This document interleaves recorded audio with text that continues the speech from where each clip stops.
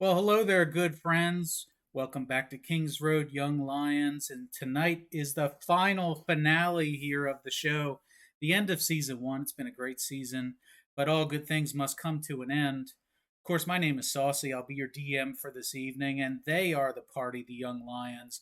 Rosa, Gator, Bronson, and Solomon. Say hello, Young Lions. Hello, young lions. Hello, young lions. I was on mute. Hello, young lions. Hello, young lions. And there they are, the four remaining lions. We had a couple other lions do some cameos along the way, but this is our core group that we've had almost since day one. I know Solomon. Since like session 3. Yeah, that's right. That's right. So very excited to wrap things up tonight, and of course we're looking here at the beautiful face of Vance McDragon. With a name like McDragon, I think you could have guessed that there was going to be a dragon at some point, and that's where we ended off our last session inside the Coliseum at the capital city. The party had just taken down Alfarius Cone, also known as the Exalted One or the Underfaker. Depending on who's speaking. They had taken him down because he had threatened Bronson's son, Norris, had him inside a casket and had set it on fire in the middle of the Coliseum. Of course, Bronson had to protect his son and also take out Alfarius Cone. Although it was a close battle, it was pretty sketchy at times, and the Rogues family made an undead appearance in service of Alfarius Cone. The party was able to rise above and defeat the Exalted One. There was no time for celebration, because as soon as they took out the world champion, there's a rumbling, a thunder in the wind here. And at the upper lip of the Colosseum, a swirling mass of darkness and glossy purple scales emerges, revealing a massive purple dragon. It shimmers like polished amethyst, and its glowing eyes burn with hate. The air is crackling with energy around it, and the remaining purple haze continues to swirl around it like a storm. This dragon spreads its wings, blocking out the moonlight, and then all the flames inside the Colosseum go out, leaving only those with low light vision to be able to see this monstrous creature perched on top of this ancient building. Although you've never seen him before, and you've never heard of him described as taking this form, you instantly recognize him as the dragon form of Vance McDragon. Of course, we know Vance, the leader of the Darker Order and the root cause of all the problems inside the capital over the past year, probably longer. The giant dragon speaks to you in a booming, taunting voice that echoes across the land and drives fear into your heart. If not completely, definitely a little bit. The walls shake with each word, and debris and dust tumbles to the ground of the ancient building. Look at you, broken lions, so weak, and yet you dare to defy me? You think you could kill me as easily as you killed all the others? They don't matter. You don't matter. I enjoy destroying lives. It turns me on. Look at all that I've done. Look at the destruction. You've seen the death, the disease, the destruction of the kingdom. It was me. It was me all along. And this is such good shit. Today you die like the rest of them. You tiny, tiny people.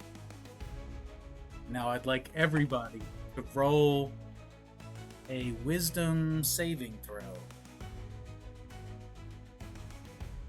Hey. 11. 14. Okay. And Snuggle Cup? Yeah.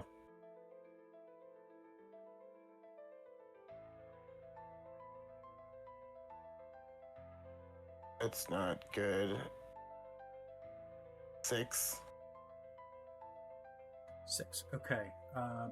So here we see the map here, and in front of you is, of course, the casket with little Bronson Jr. in there. North of that is the hole in the ground in which that casket was being lowered. Up on the perch above is Vance McDragon, and of course that should have a label on it.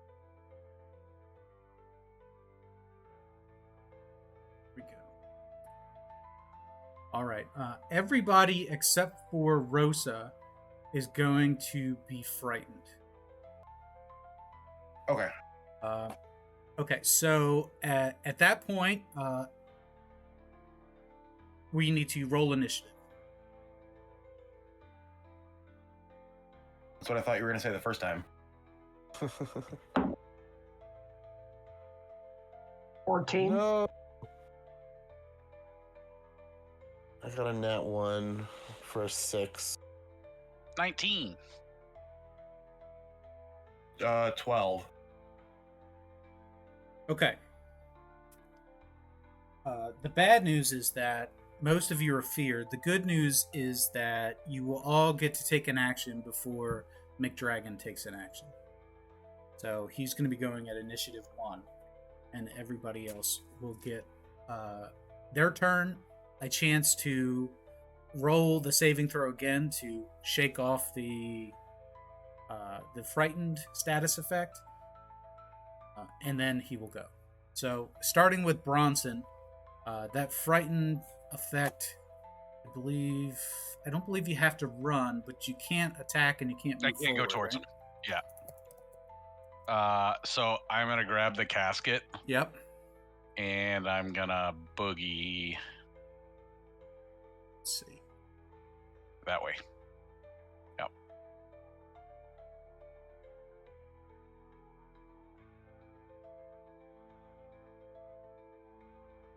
Okay, now there's no... Oh, there is an opening there. Oh, yeah, that's good. I'm good with that. So there you go. Let's go. Is that your turn? Let's get out of here. Okay, so... Yeah, I can't attack or anything like that. I mean, I'll use my second wind right. as my bonus action. Yep. And so that is 1d10 plus 2. Roll that, and that is a 5, so I get 7 hit points back. So that gets me to 66 of 84. Okay, right on. At the end of your turn, you're going to roll a wisdom saving throw. 14. 14. Okay, so you're going to continue to be frightened. Okay. Also, if that's the end of your turn, then we will move to Rosa. All right. So, where am I? There, I had to grab the right tool. I'm going to take a few steps forward here, right by the open grave. And I'm going to ask McDragon, hey, where is the rest of your family? I don't see anybody standing next to you.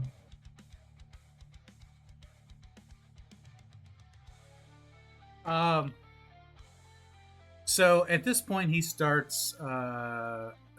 He's a little confused by the questioning.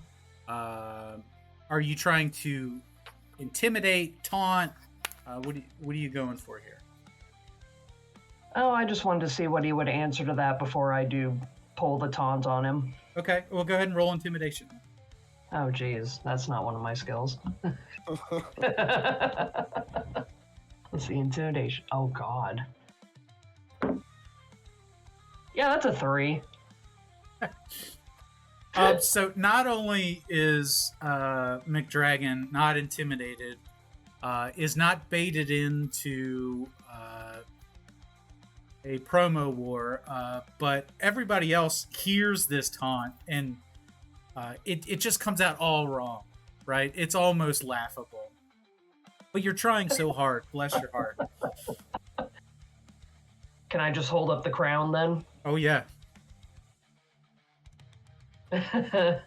Well, guess you won't need this. Ashes to ashes, dust to dust. I throw Vanessa into the arena crust, and I huck it into the hole.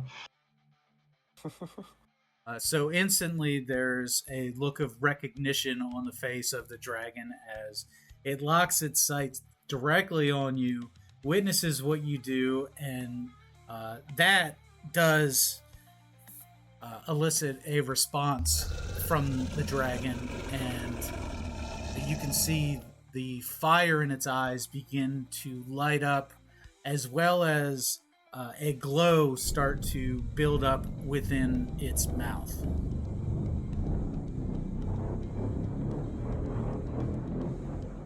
Huh. That got under your skin a little bit, or shall I say your scales.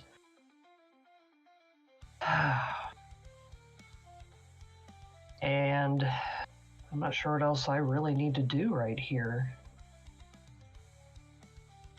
Oh, I've already moved, already done that. I actually go ahead and drop to my knees, and I just start praying and praying my little heart out to Moradin. Not like in a pleading way, but just at this point, we're boned. I'm making peace with my God. I said what I wanted to say. All right.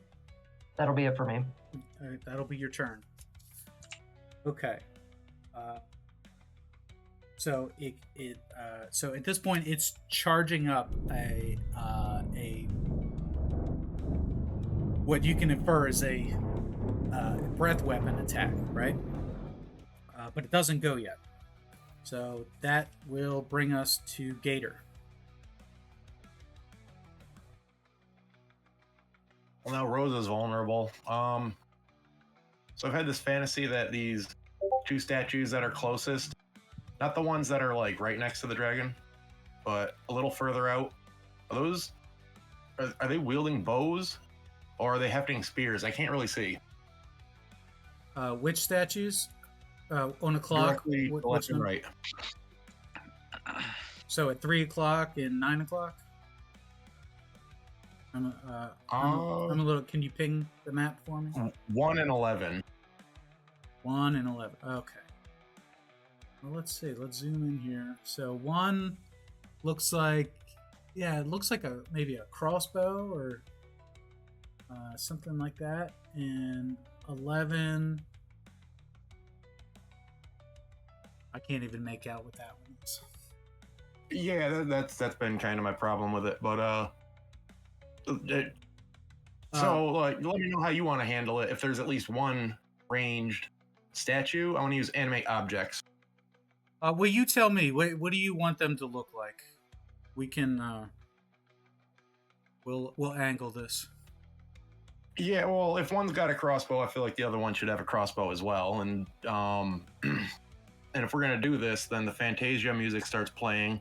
I think the title of the track is Sorcerer's Apprentice, where it's like da da da dum ba dum ba, or whatever, however it goes.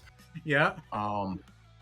And blue magic shoots out from my hands and envelops the statues, and they come alive, and they turn and fire on the dragon.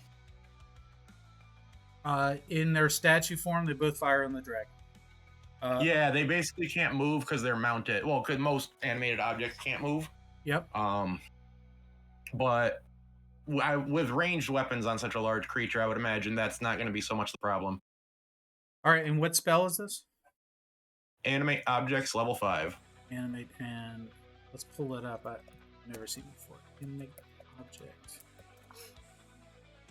I wish, like, not all the spells travel to the common chat. That's really frustrating. Here we go. I got a link I'll send you. And this is a large-sized object? That's my next question. If they're, like, probably about to say here. I was assuming they'd be large size, so that would basically take up Yeah. all of the magic. Yeah, sure. Okay. And it says here, let's see, each target becomes creature under your control, spell ends, or until spell ends are reduced to 0 hit points. Oh my goodness. As a bonus action, I mentally command them. So does that mean I can cast a spell with an action and as a bonus action command them to fire on the dragon? Yes. Very cool, thank you. All right, so just turning their upper bodies, I guess, they suddenly have loaded crossbows and they fire. And this is a +6 for a large creature. Yep, you see that? I have a 14 and a 23. The 23 hits, the 14 does not. Okay. So you're going to 14, roll... Yeah, 2d10. 14, no good, guys. 2d10 plus 2 damage. Okay, 10 points of damage. One goes high, one direct hit. And for... out of generosity, I'm going to say that they have a quiver of crossbow bolts so that they may fire more than once. Right, yeah, that's like... they have, like, feeding crossbows. I accidentally deleted myself off the map. Well, you did Isn't me that a ideal favor. right now? I was just about to do that. He's going to do it for There you. he is. Alrighty. And I'm not going to lie, I was really, like, conflicted. I really wanted to use Wall of Force and just keep Rosa safe through that blast, but I'm hoping this will be a distraction and maybe he'll at least take a turn to swat the bugs. I don't know. So let's see how this works out. I guess with the rest of my turn, which is only movement at this point. I can't even... I don't like any of this. I don't like that Rosa is so exposed. Man, I don't know what the blast on a dragon that size is. I don't remember. 1, 2, 3, 4. Okay. I'll move to here. And then I'll pray, non-specifically, non-denominationally. Like the guy from The Mummy. Oh my god! I pull out this big like janitor's key ring of holy symbols and I start reciting in different languages. Does the Magen David seem to catch him and he recognizes me as a potential slave?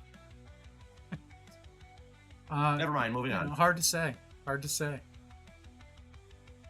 Will that be the end of your turn? Yes. Wisdom saving throw.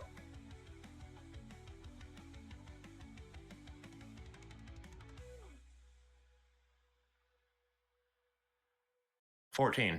14. Okay, so you are going to remain feared, and Bronson, I see how you sneakily remove that fear status from yours as well, but we got you. Okay, so that's the end of Gator's turn, and now Solomon and Snugglecup. All right. Dragon appears. I'm scared. That's not good. Because I can't get 10 feet closer, which is where I want to be, is 10 feet closer. 2. I don't want to metagame, but can't Snug move you closer if he's not frightened? He is frightened. He's the Okay, most frightened. He's the But, most like, frightened. how does that work? We can figure that out some other. If he was not frightened, then he could drag you there. Sure. You could command him to drag you there because you're too afraid to do it yourself. Yeah. So Snug, give me your courage.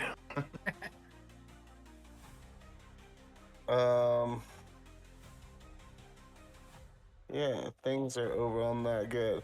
I'm a hot swap with Snug. I'm gonna start running this way. Yep. And then start hooking around. So I didn't get any closer, Correct. but I got some distance. Yep. And I'll command Snug to go after Alfarius Cone is getting back up, right? You know, he had sat up. You're right about that. He did sit up. How far away am I now?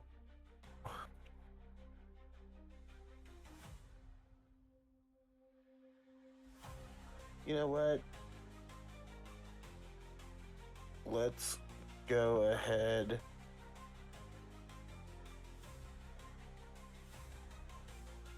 and shoot a crossbow bolt at Alfarius Cone. Sure.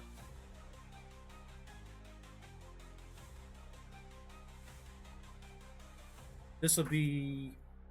Let's see, he's prone, so technically it should be with disadvantage, right? Yeah. Alright. If he's prone, then I'll just shoot a crossbow bolt at the dragon. You cannot attack the dragon. I can't attack the dragon. It wouldn't just be a disadvantage. Alright. Because then we'll you're go frightened. disadvantage Yeah. at Alfarius Cone. And I bet you a 14's not going to do the job. Unfortunately, it does not.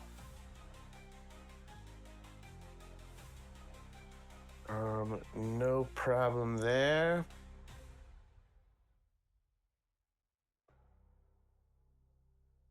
And I guess in this instance, I think Bronson needs it the most. So I will bonus action healing word 4th level Bronson. Now, Bronson has the most hit points. Yep. Yeah, I'm at 66 of 84 right now. Yep. And I want you closer to the front when you run up on that dragon. Yeah. Let's see if we can't top you off.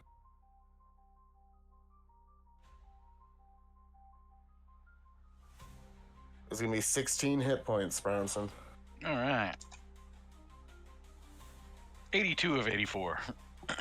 There we go. Get in there, boy. I'm scared, Paul. And then, Snugglecap, go eat that man. yep, go ahead. So this would be a run, a pounce, and 2 or 3 attacks. Yeah, 3 attacks at this distance. 35 feet. Yeah, he gets the pounce for the extra claw attack. Oh, that's what happened. There we go. And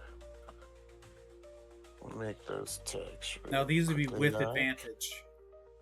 Yeah, because he's prone. Mm-hmm. So bite first. +6 to hit, only 15. 15 does not hit. First claw, nat 20. Oh yeah, that'll hit. So that's like max damage plus an additional roll. So it'll be what's the normal roll? 1d6 plus 4. So it'd be 6 plus 1d6 plus 4. Cool. So 1d6 plus 10. He does 11 damage. Okay, he's down. And he's gonna make another claw attack because he's pouncing. And that's how this is gonna work right now, because when you sit back up, you get extra attacks.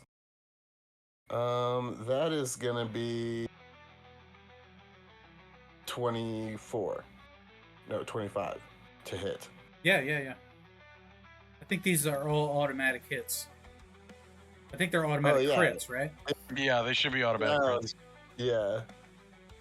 Alright, then if it's an automatic crit, and he's down, then that's just like extra death saves, whatever. I just continue to maul his ass. Yep. Sure. And then we both get to make a will save, right? Yes, A wisdom save. that's right. Listen to me. Make a will. Is that a Pathfinder mechanic? Yeah, it's a Yep. 3E mechanic too. Okay.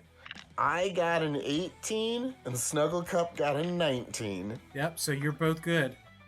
Yes. No more fear. Oh, That's important. There we go. All right. So you may now attack again and move forward. That brings us to McDragon, and Alfarius Cone is down and very near permadeath. So McDragon roars with unrestrained fury. And he's been roaring. He kind of roars every time he talks. But the air around him begins to crackle with electrical energy as he opens his giant maw, charging a brilliant burst of plasma energy.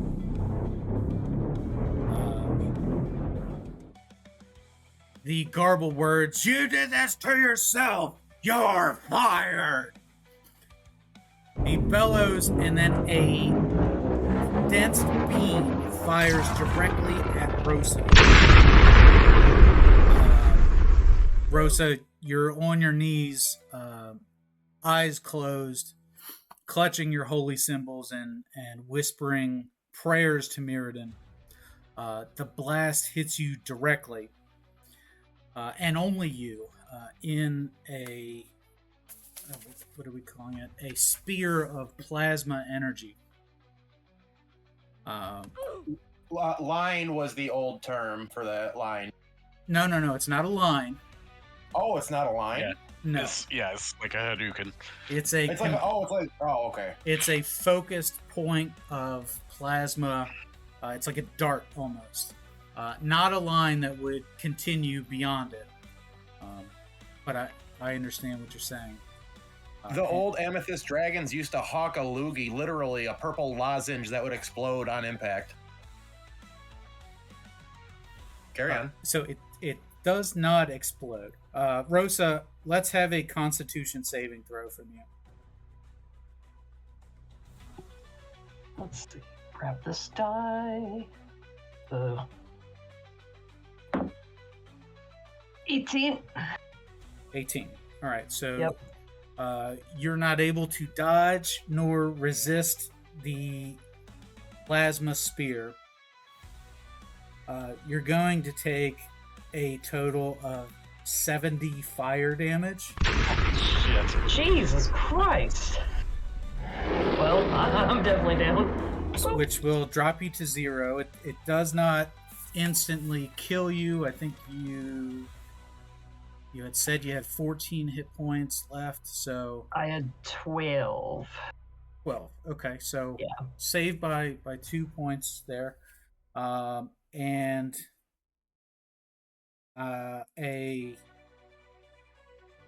let's have a Constitution saving throw from Solomon, Snugglecup, from everybody. Constitution saving throw. 16. But why? Throwing up. And for out of concern, Natural 20. She's just a pair of boots. Oh, and Snug got a natural 1. Isn't that how it goes? Great. All right, so that was a 1 from Snugglecup. Gator and Bronson, how was the roll there?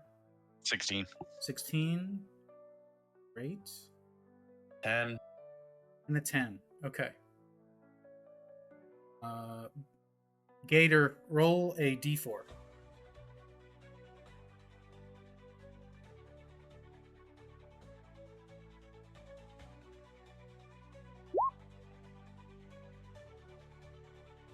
Four. I had to use the dice box. That's the one die I don't have handy. Okay, you rolled a 4. Bronson, a d4, and then Snugglecup, a d4.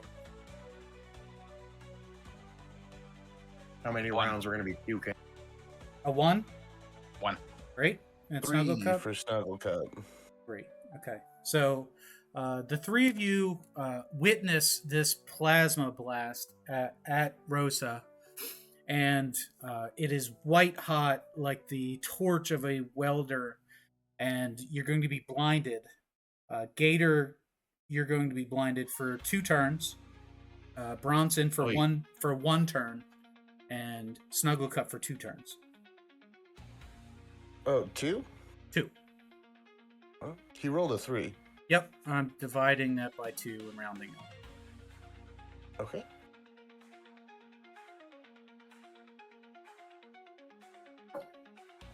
And after that plasma blast, nope. I hate to interrupt again. Can we imagine the plasma like from Doom, like a shot of that kind of like white blue energy that Yes. just sears through the target? Yeah, that's kind of what I was picturing. It's a combination of fire and lightning at the same time. Yeah, like real plasma, like not blood plasma, but like actual environmental plasma. Yeah. I posted a pretty good GIF in the in the chat. Yeah, nasty stuff. So you all watch in horror as this happens, and Rosa falls under the full brunt of this attack. But there's no time to grieve, as instantly McDragon swoops down from his perch And eats her. and stops right in front of the grave to examine the crown, which has been thrown in there. That, of course, being the crown of his daughter, Vanessa McDragon, the crown that Rosa took from her as she killed her inside a tainted church, a corrupted church. My tainted church. That's right.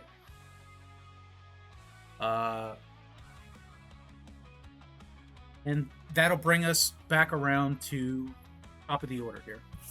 So that's Bronson. So you're blind this round. Since I'm and frightened. blinded, I don't know where he is. Does that mean that I can move freely? I'm sure you could smell him. You can move freely. However, you can't tell which direction you're going. So you tell me how far you want to go, and then we'll have you roll a d12, and you'll go in that direction. So I wanna start moving forward. So you want to go 12 o'clock. Okay. I want to go straight up towards where I remember. I'm trying to steel myself. And as I'm running blind, let's resolve this before how far are you running? I mean, I'd like to go 40 feet. Okay. So roll a d12. All right. 1. So disoriented, you run in a 1 o'clock direction, a maximum of 40 feet. So like there. Yep. All right. I'm good with that. All Now, right. you have no idea where you are, though. So yeah, as I'm going, I'm blinded, and I'm just trying to like steel myself and get back into this fight. And I'm as I'm moving, I'm praying to Grumsh. I ask. This is probably the first time that Bronson has ever actually prayed to a god, much less the orcish god of like war and death. But he prays, Grumsh, give me the strength to break foes for your glory. Give me the fortitude to withstand any wound. Give me the rage to burn kingdoms. I am your worldly champion. May every death be a gift to you, as he's just trying to trudge forward and get back into this fight. All right. And that's my turn. So at the end of your turn, you're going to roll a wisdom saving throw to shake the frightened effect. Are you a 9th level paladin now? I am not a 9th level paladin. That's nice. a 17? 17. Okay. Is there no barbarian things for like resisting fear? Yeah, when I'm raging. I did. That's what I'm asking. I couldn't recall if you were. I am Sorry. out of rage. That's the worst thing a barbarian can say. I Besides know. blood. Yep. So with a 17, it's going to remove the frightened effect. And you find yourself next to Rosa, who is little more than a charred corpse at this point.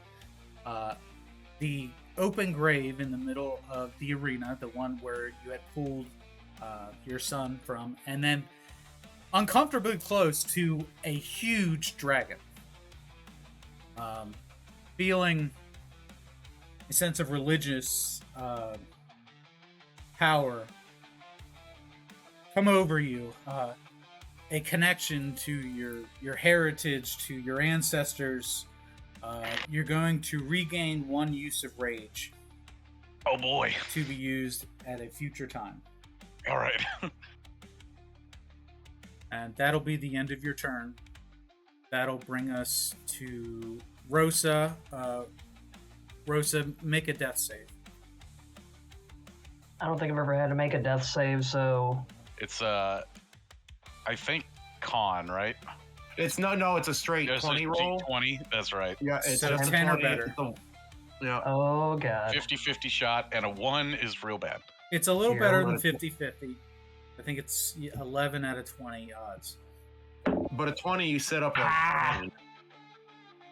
Oh boy, that's a 5. So bye bye. Right. So that's This one. is a situation where you should roll ones because you're a halfling and you can re-roll ones. Oh well, I rolled a 5. I know that sucks. Bye. Hey, at least you can't get 2 death saves. Lost on because like you're always you need gonna at to least fail 3 times before Right. you're dead. Right. So you Yeah. need Oh. 3 failed saves before you're dead. Okay, so I marked 1 there. Got And it. you need 3 successful to go back to 1 point of 1 hit point. Okay. So right now you're 1 death save. That'll be the end of your turn. We'll go over to Gator, who is feared and blinded. Oh, and Feared? Bronson, you're no longer blind or feared. correct. That's good. Wait. But you know who's not blind? Your statues. Technically, they have a 30-foot radius of blind sense, and then they're blind beyond that. I didn't read that far ahead, but but I can mentally command anything I have animated up to if they're within 500 feet, and it's a mental command, so I don't have to see them, but they're. Saucey, you tell me how you want to handle this, because they're blind. I'm blind.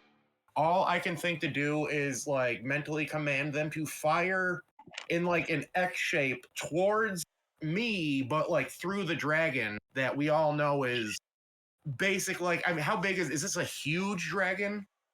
Oh, yeah. So like, what would you say Bronson and Rosa have cover? From what? Being that close? From No. from potentially if they rolled badly. Yeah, he's talking about like a contingency plan for if this goes to shit like it normally does. Yeah, I'm a wizard after all. There's no cover. You're in an open arena. Yeah. Not only that, the effect of the plasma breath appeared to be so white hot that you doubt that cover would even protect you. Right. No. What I was he's thinking was, talking about cover from the arrow shots that are coming out. yeah, if they miss, like they're gonna go. If I roll Because a 1, they're gonna go somewhere. What he's doing is they're effectively blind. He's telling them, but like they have a link with him, so he's trying to triangulate using his position to just fire at him and hope to clip the giant dragon in the crossfire. But if it goes south, then literally all of us could be potential targets. Yeah. So how much cover is the dragon providing? Is what I'm asking. For direct line of sight, I would say it would give you. I mean, how do I phrase it? Let's see, how long? I mean, I should mention this You is would- not a consideration of the character. This is a consideration of the player. So I would say a dexterity saving throw with advantage for any figure that's in cover behind the huge creature. Okay. All right. So if I was to roll a 1, then is that how we're handling it for possibly? It would Bronson? have to be a catastrophic failure for the shot to not only miss the dragon, but to also hit somebody in the party. So I'm holding 2 dice. There's a chance for 2 ones. Yeah, so basically don't roll a 1, and we don't have to worry about it. But if you do roll a 1, then what we'll do is we will have everybody roll, and whoever rolls the lowest will be the target for that shot, and then we'll roll a dexterity saving throw to dodge it. I'm merely going to ask that Alfarius Cone be a part of that. I mean, technically, Rosa fails rolls automatically, so she would just get pin cushioned in No, that situation. See, but then that's she's cheeky prone. because it's like it doesn't automatically like go to her. Being prone actually gives her advantage on range attacks. This So is so she failed it stupid. twice. I love it. Okay, so I just want to hit the key points again. I'm blind and frightened, so I can't do much. My statues are effectively blind outside of 30 feet. I know there's a large dragon in the middle of the arena. Because even being blind, like, you can't tell me that I couldn't feel it set down. But you I'm definitely not going to argue felt that it. detail. You felt it land somewhere within the arena, enough to shake the ground that you're standing on and make you almost pee your pants. So you know Oh, no, I always pee my pants just to be safe. it's somewhere between where you are and where it was originally perched. Now, each one of those, you can say just shoot forward, and we'll roll a dice to see if they, have the right trajectory on that shot. I've always wanted to do this. You get caught up in the crossfire as I roll. Holy smokely. 16 and a no, wait. Okay, yeah, no. 18 and 25. Okay, so for the 25, which statue is that? It's the one on the right because that's the dice on the right. All right, so if we can get the trajectory right, we'll say you hit the dragon. So that on a D12, roll somewhere between a 6 and a 9. All right. From 6 Gator o'clock can to do 9, that. to 9 o'clock. 8. 8. Okay, yeah. Hey, So, all right. so that's going to be a hit. 2d10 plus 2.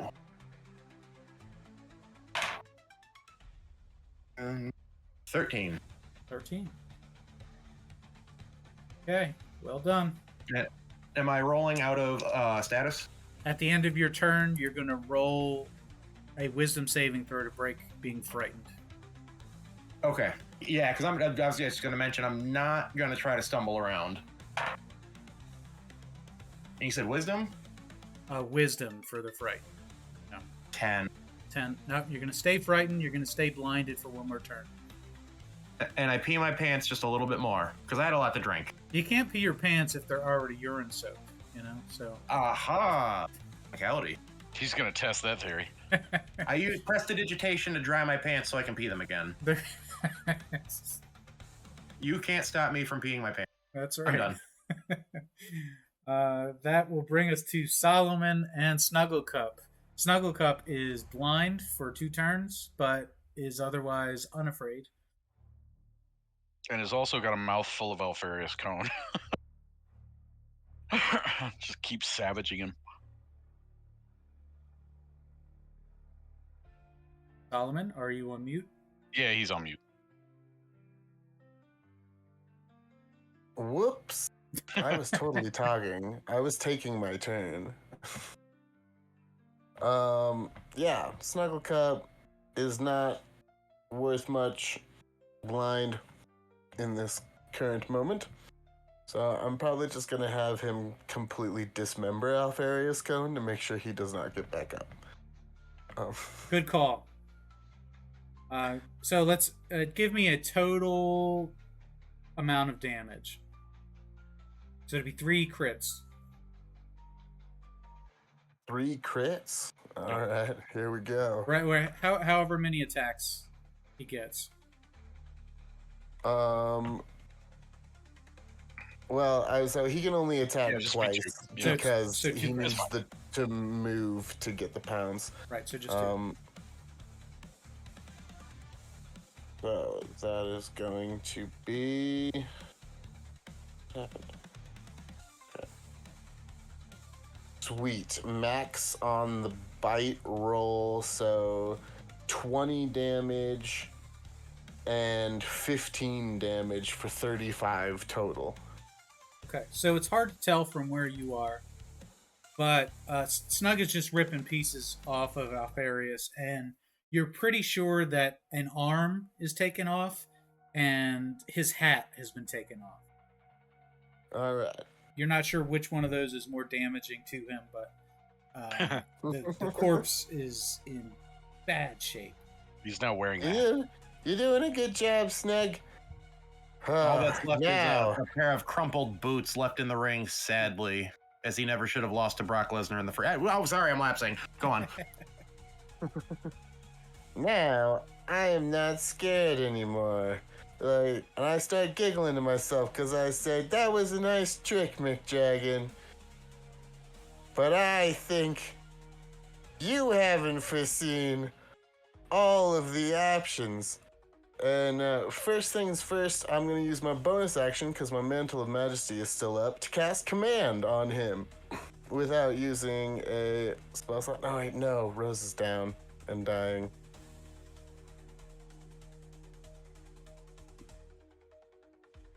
I cast 5th level Healing Word on Rosa. Wow. Because I know she's got a little bit of juice left in the tank, and we're going to need it. Even if she felt like asking for her own death last turn. 5th level, Healing Word. Rosa, you are gonna get... Oh, wow. Not a super stellar roll. 14 hit points. But you're not dead. But you're not dead. Oh, yeah, thank you, Solomon.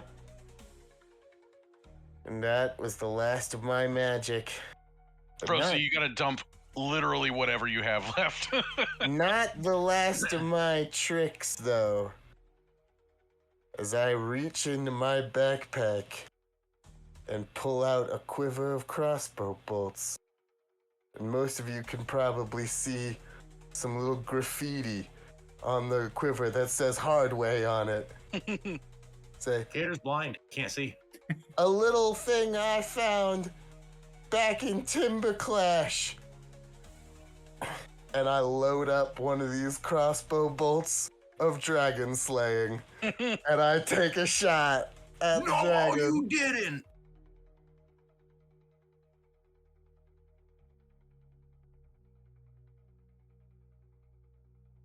All right, let's have the roll. Let's go. Come on, be kind. 25. Yeah, that'll hit. All right. 96 points of damage. Well, now he does get a saving throw, though. All right, let me bring my arrows up real quick. Solomon, I'm gonna post something in the Discord. Can you please monologue it? It's brief, but everybody will get it, and it'll be please. There it is.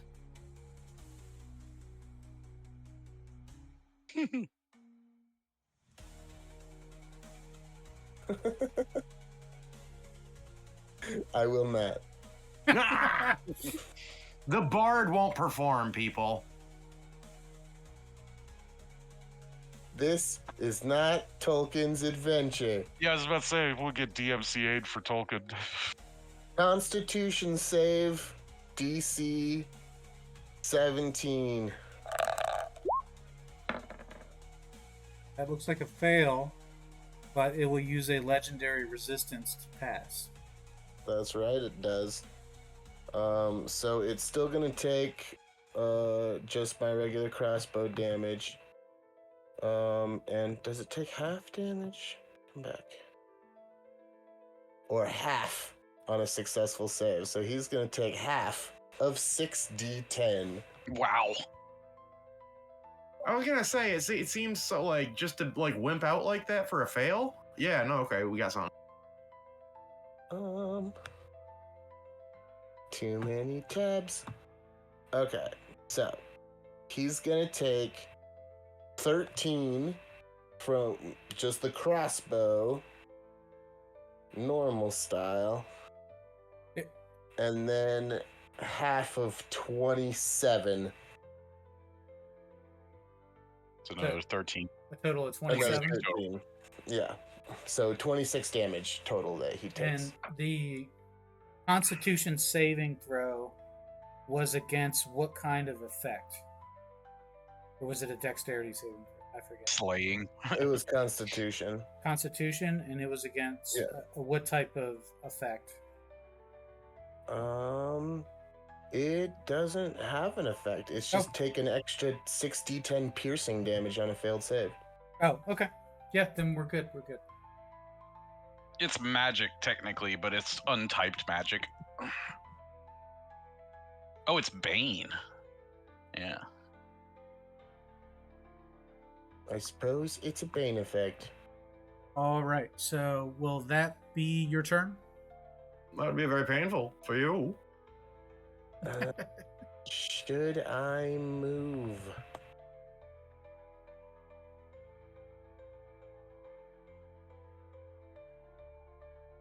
Wait, no.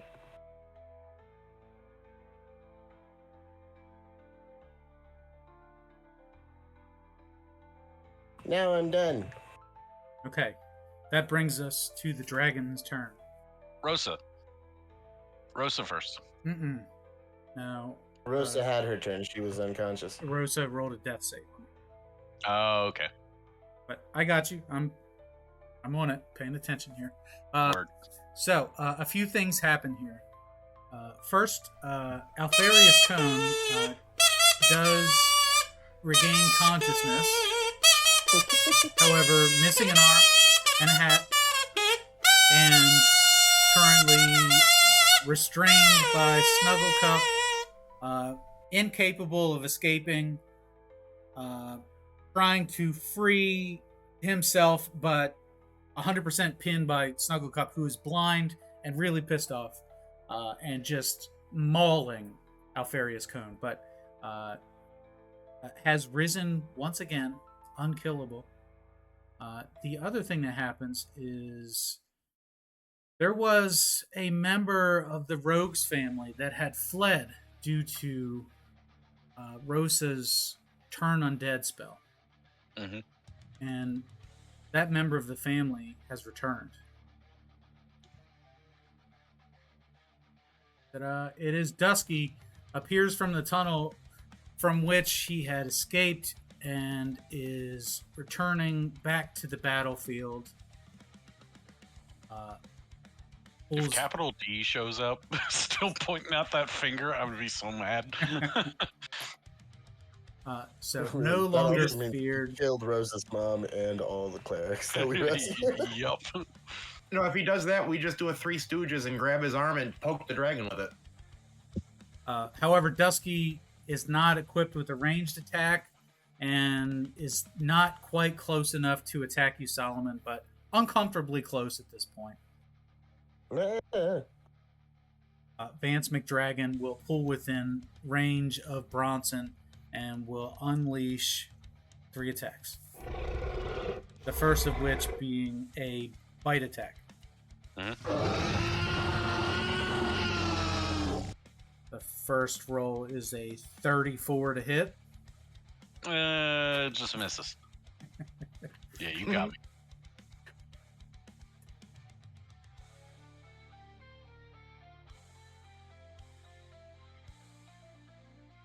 And that'll be 29 points of damage. Yikes. That is most of it piercing damage, some of it fire damage. Yep. Second attack. I don't have rage up yet, so. Yep. Second attack is a claw attack. Mhm. And that is a 29. No, that one doesn't. Doesn't hit on a 29. Yeah, no. Yeah, you're good. He's the hero of Grumsh. Wow. Just 11 points of slashing damage. That's all. All right. And finally, a tail attack. Thump. That is a 27 to hit. Yeah, you got me.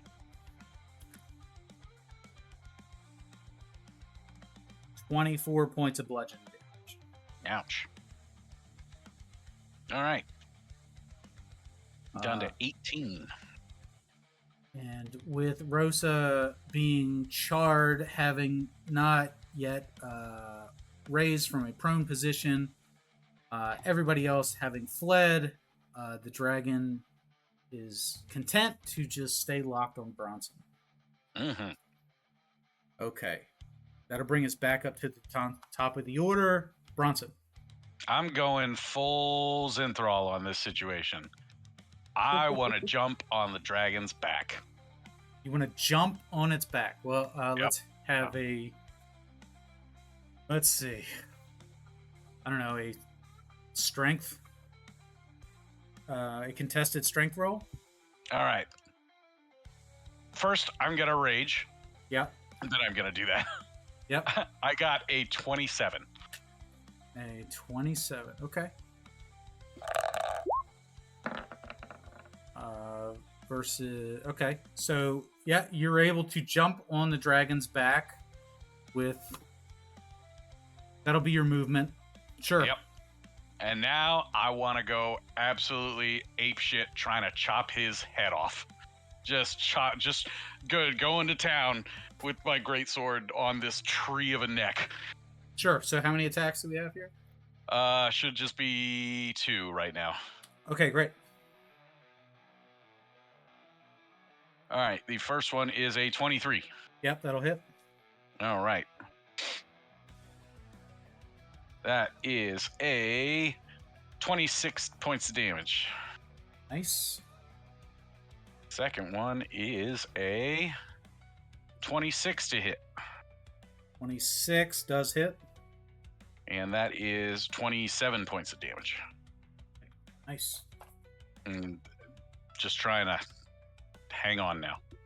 This is probably going to be real bad, but now he's got to deal with me on his back. Okay. Will that be the end of your turn? Yeah, I think so. Okay. So we're going to move over to Rosa. And Rosa, your turn's going to be a little bit different. Oh, okay. You wake up in a place of all light. So the last thing you remember is the blinding light coming from McDragon's mouth.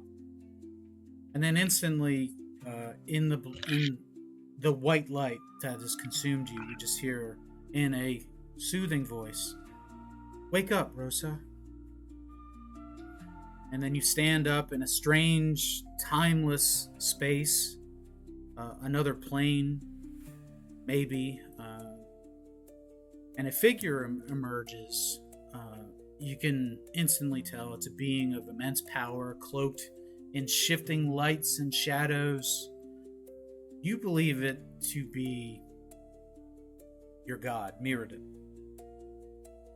It's certainly some type of ancient, mysterious entity. It speaks to you. You fought bravely, Rosa.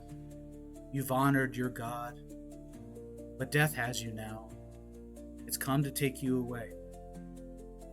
But I offer you one last chance to return. A chance at vengeance. But this second life comes with a cost. You must give up your connection to Mirrodin. No longer cleric. Instead, being reborn as my champion. Then it waits for you to respond.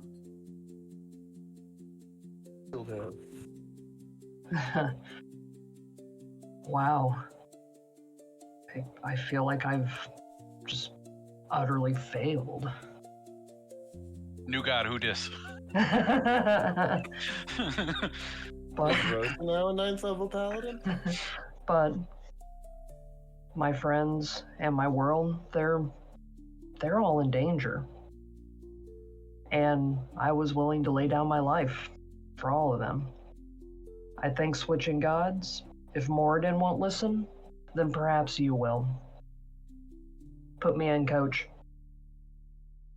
Oh, you misunderstand. You're no failure. You've proven yourself worthy. And I'm neither a god nor a man. I exist between planes just as an observer. I've been following you. How long has he been following me? I've been following you for your whole life. Since season 1. I'm an observer. There are many of us. We watch over you. And you must be wondering, do you have to forsake the light in order to help those who you love? And you don't.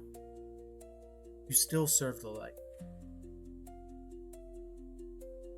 But you also will do my bidding. Not because I ask you to, but because I know you will. Know who you are. I know the goodness that's inside you.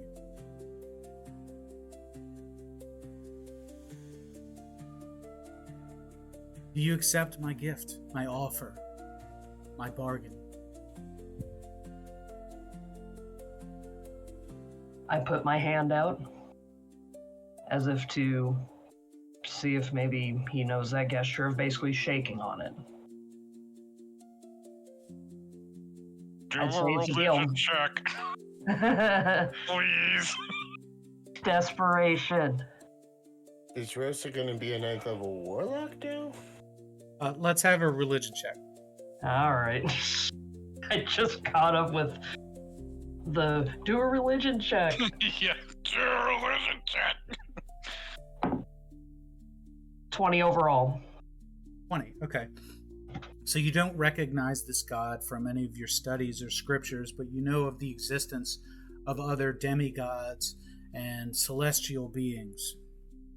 This may be an angel, it may be a solar, it could be any number of things that exist on a higher plane. This particular one offers a piece of itself as a ball of light emerges from its chest and lands in the palm of your cupped hands. And with one parting wish, it says to you, Rosa Blackthorn of the Light, I return you your former life, to save your friends, to obtain your vengeance, and to serve Mirrodin and myself one more time. I call you champion, and you can call me the timekeeper. And with that, Ding, ding, ding. with that, your vision blinds to a solid white, and then opens up to a smoldering darkness as you open one eye that's close to the dirt on the floor of the Colosseum. And from that eye, you can see Solomon, who is looking right at you with his fingers pointed at you as if he has just cast a spell in your direction, and is overwhelmed with joy that you are conscious once again.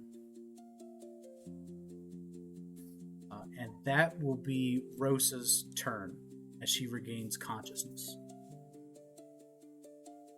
That'll bring us to Gator. I'm still blind and I'm still frightened, and I think really my only good course of action, and I don't even know that Bronson is now on the back of the dragon, so I go with the same action as before, and I mentally command a crossfire from the animated statues. Okay, so we're just shooting wildly again? Unfortunately. Great. So they came out blasting. Let's have 2 attack rolls.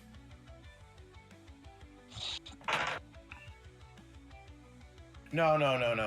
Nope. So, like an 8 and a 17. They're both going to be misses. Okay. Can I merely ask, I don't know Dusky's around, but is there a chance maybe he's in the crossfire?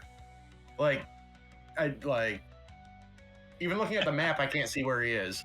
There he. No, he would never be. No. I think you probably heard, "Hey, baby, guess who's back?"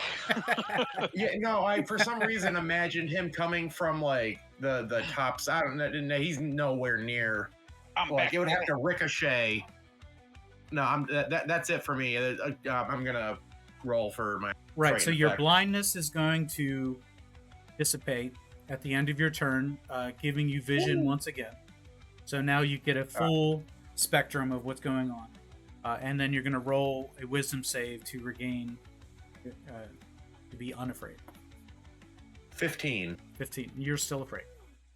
Ah, So you are a cowardly, chicken shit, charlatan, illusionary wizard, by your own admission, and also you are frightened. okay, so that was a bonus action. Since Bring him. what's up? What? Bring him. That's what I was about to say. Can I use my action to scream "Flying Dingbat" like Jim Cornette and I'm sure they can't appear this turn, but like my two special guests start making their way, possibly. So you're going to sound the horns of Gondor to summon your two legendary friends. Yeah, sure. I carry the much more manageable kazoo. It's to just a go kazoo. So I a mighty blast on the kazoo. He pulls out a kazoo and a maraca. Doo-doo-doo-doo.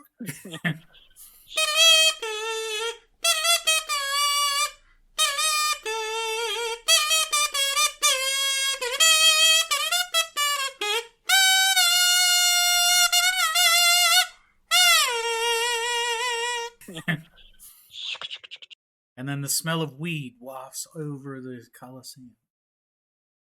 Okay, so you have called to your to two legendary entities, My unholy allies. and we will Extra plater allies. summon them at the beginning of your next turn. I love that technically within canon of King's Road, RSCW exists. That's why that was my whole reason for bringing in more people. Should have brought Clown. Dude, there were so many good choices. 8-bit Steve just to really mess Yeah. with Saucey's like whole perception of D&D. A Minecraft character comes wandering in. Okay, Exticle. Anyway, if that's your turn, that'll bring us to Solomon and Snugglecup. thank you. All right. Snugglecup is blinded for the remainder of this turn, and then we'll be able to see once again. Indeed. So he's just gonna tear into Alvarez. He started moving again, so he's just gonna keep thrashing. Yeah, so these attacks will be with advantage. All right. But he's blind. Disadvantage would it just be a straight roll? Yes. Oh, whoa. Accidentally just rolled 6d20. That's not the way to do this. Bite attack is gonna be math 24. That hits. That is gonna be 8 damage. Claw attack's gonna be 24. 2 18s in a row. That is gonna be 8 damage. He's down again. And on my turn, I'm gonna glance over my shoulder at old Dusky and be like, I don't have time for you. And I'm gonna take my movement, run over here. Bonus action, command on the dragon, down. Okay. DC 16 wisdom save.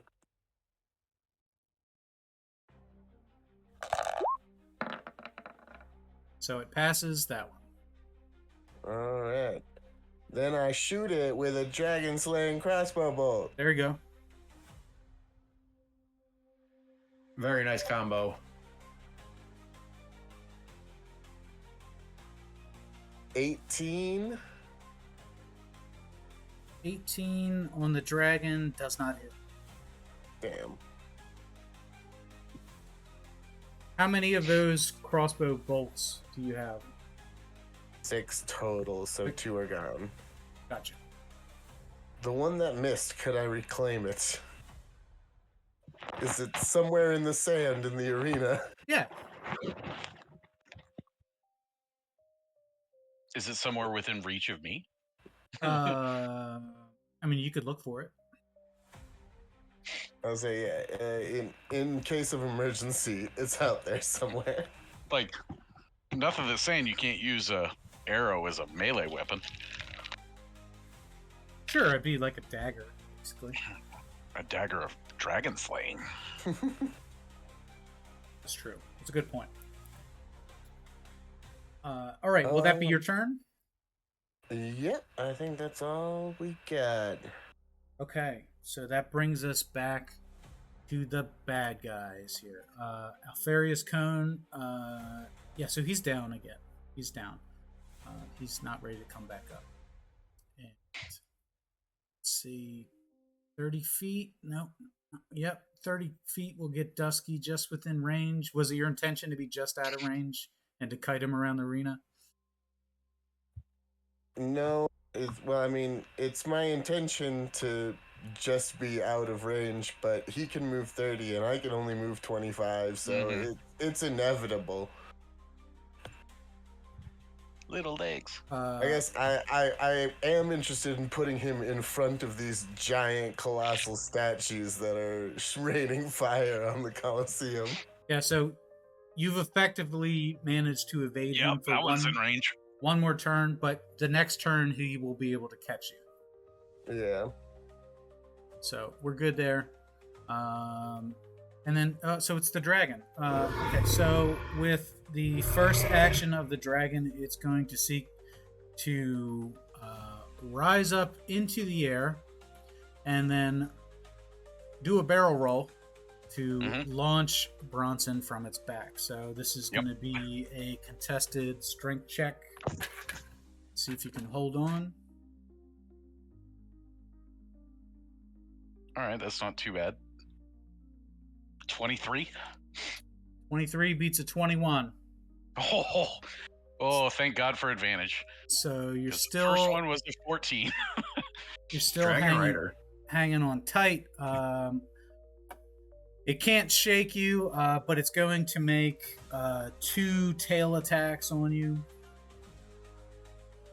as it tries to whip you off of its back. The first one's going to be a 32.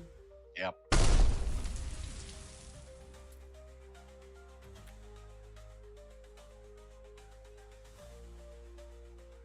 So 20 points of bludgeoning damage. All right. Second this is going to be a crit, so a 35. I will say, it doesn't matter. He's going to do a shit ton of damage to me. I mean, roll your dice because it's fun. Yeah. But I'll use Relentless Endurance.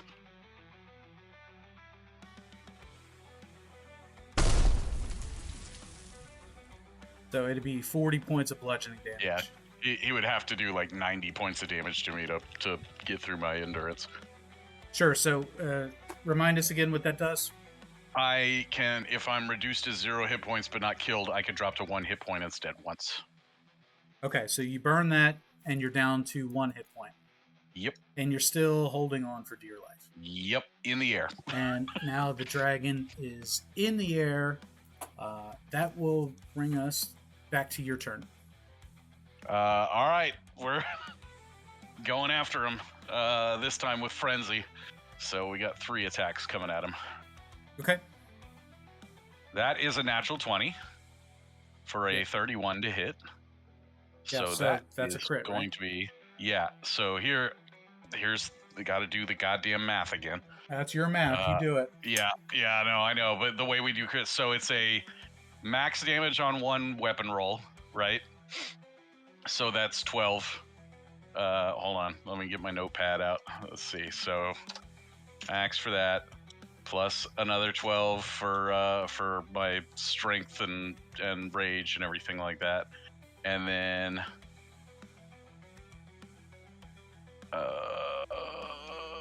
4d6 because of orcish. Do I max out on so with my orcish ferocity? Do I get max damage on that as well for that weapon dice? Like with a crit? Orcish ferocity. Yeah. Let me look it up real quick. Yeah, here, hold on. I'll read it to you. So I got it here. oh, okay. You can roll 1 extra dice. That's it. You just get an extra damage dice. Okay. All right, so 4d6. So with the crit, you get 1 max damage dice. With the Right. Orcish Fury, you get a bonus damage dice. Gotcha. Okay. And then if there's, I don't know what else is on the weapon, or great weapon mastery or whatever. Right.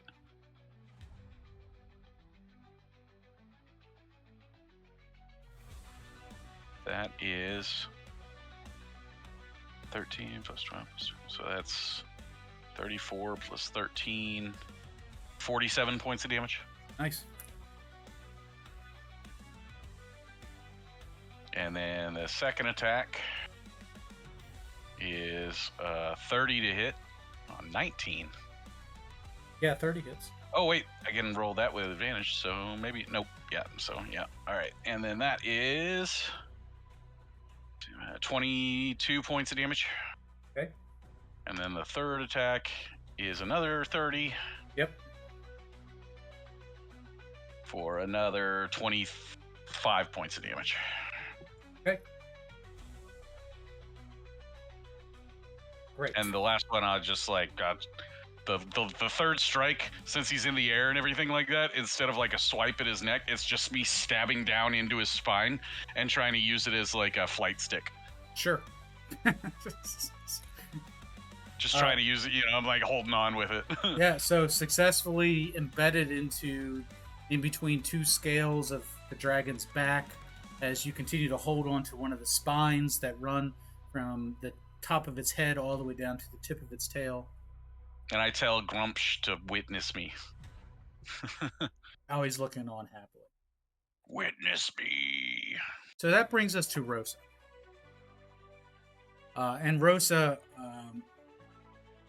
this darkness that you've seen on the ground, you know, you reach out one hand towards Solomon, who's just healed you, and you can see the burnt flesh on that hand. And then in between the cracks of the burnt flesh, you see light start to grow. And then you are completely overwhelmed by this light. Others in the arena start to see this as well, as this light starts to form around your body in a type of shell, as your form begins to grow in size. And not only do you grow to the size of a normal human from your halfling size, but you grow to a large size.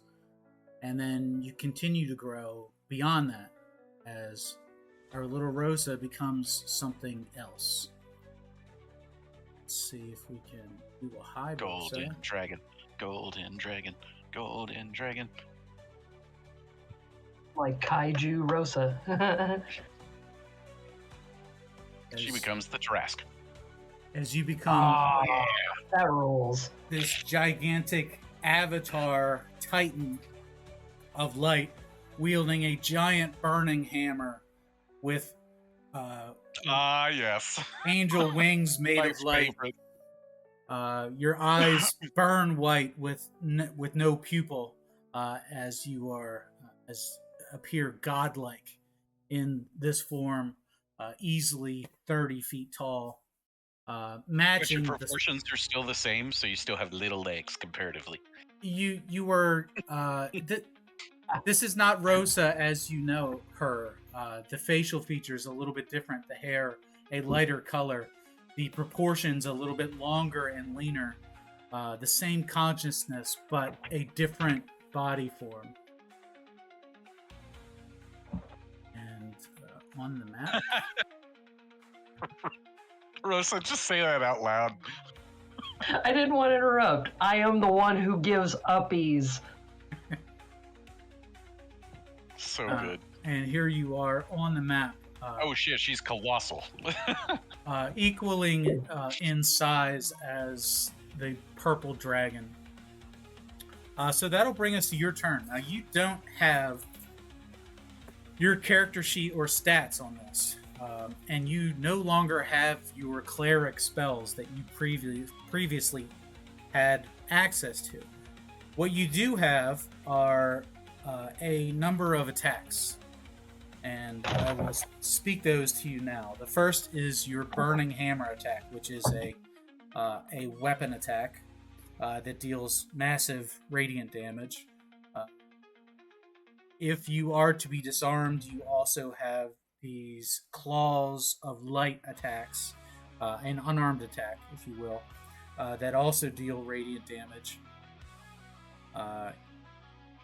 You have a light aura that projects from you that would deal damage to your foes, and you have a light form that would deal damage should somebody attack you.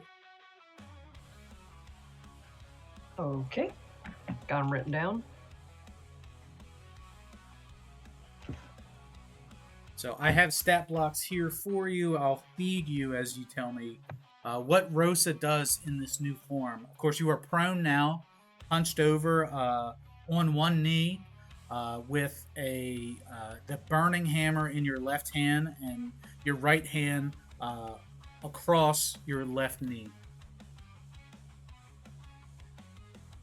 You have a speed of 40 feet now. 40 feet. That down. Well, I guess first thing I need to do is stand all the way up, I guess. Yep. Bronson is hanging on to McDragon, though, right? Mm-hmm. He is. He's on his back. Yep. So he probably need to, like, pick him up off McDragon so that I don't... Just slap the shit out of this guy. Oh my god. Bronson is pot committed to this, so... Go for the body! Go for the body! Punch him right in the balls. Man, that'd be awesome. He's in the air. You can reach him. So, how about, is he, like, within range of me getting at him? Because I know you said he's in the air. Well, you'll need to step forward, but you can certainly reach him, although others could not.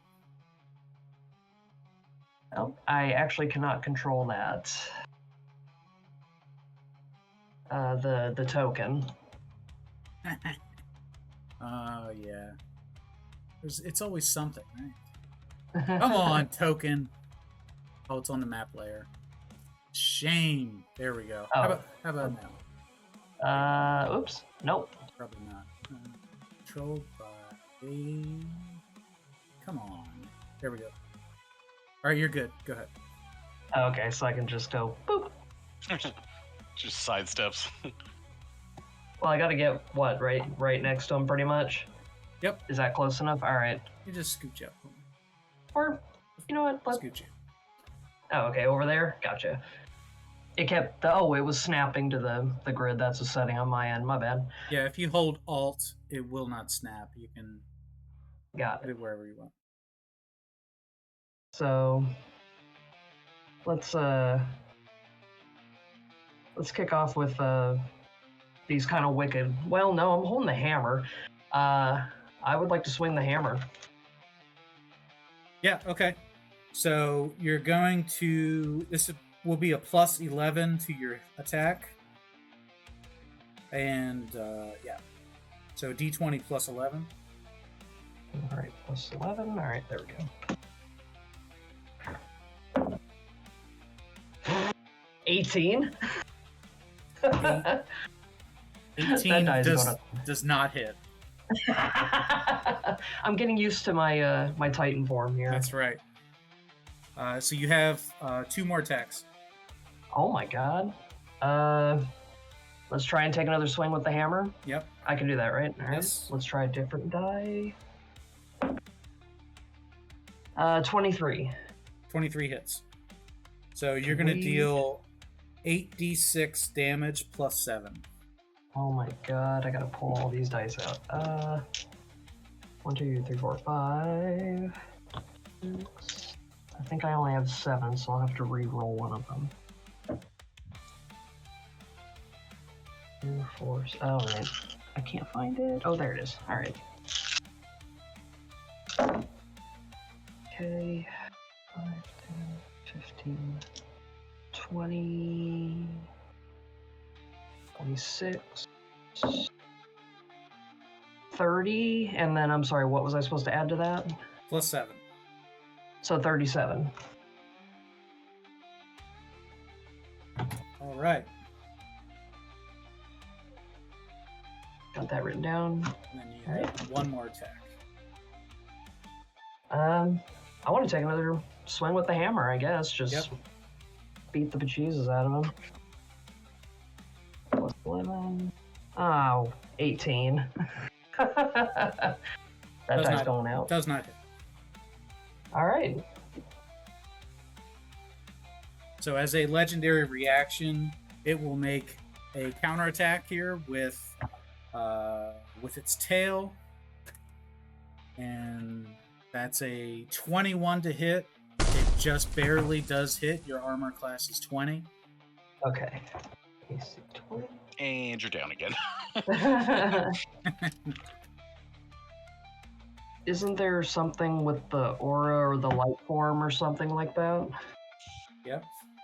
Okay. All right, so it's going to Just give deal it to you 14 points of fire damage, which is going to bring you to 216 hit points. All right. Got that written down. Better be careful, Rosa. Oh no, my hit points.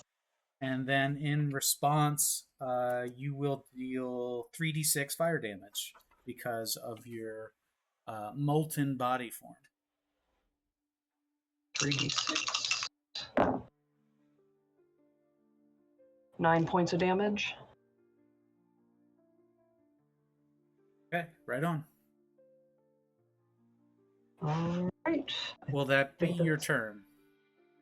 I think that's everything. I can't use any of my cleric spells. And I can't think of anything else that I'm supposed to do. Unless anybody's got any ideas. I think that's it. Not without. Yep, yeah, I was not like, I without think knowing- that is a no. Not without knowing what this thing can do. All right. Does this form have any bonus actions? Or It legendary action. does not have a bonus action. It does not have any other actions that it can use on this turn. But next turn, it will have